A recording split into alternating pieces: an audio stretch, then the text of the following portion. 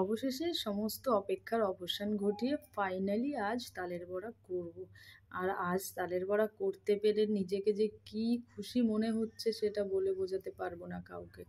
যেহেতু অনেক দিন ধরেই তালগুলো ঘরে পড়েছিল আর তার মধ্যে থেকে একটা তাল নষ্ট হয়ে গেছিলো, আর একটা তাল নিজে হাতে করে নিজে হাতেই সেটার বড়া বানাবো, সেটা সত্যিই খুব আনন্দের। আর আজকে দেখো নিজে হাতেই করেছি, মার কোনো হেল্প ছাড়াই করেছি, কারণ আগে মার থেকে শুনে শুনে সমস্ত কিছু করতাম।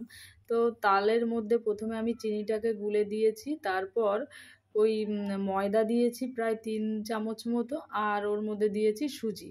তারপর সমস্ত কিছু মিশিয়ে নিয়ে কড়াইতে তেলের মধ্যে এক এক করে দিয়ে দিয়েছি। আর দেখো মা যেভাবে দিত ঠিক সেভাবেই আমি কিন্তু তালের বড়াগুলো করছি। এভাবে উল্টে পাল্টে নেওয়ার পর রেডি হয়ে গেছে আমার তালের বড়া।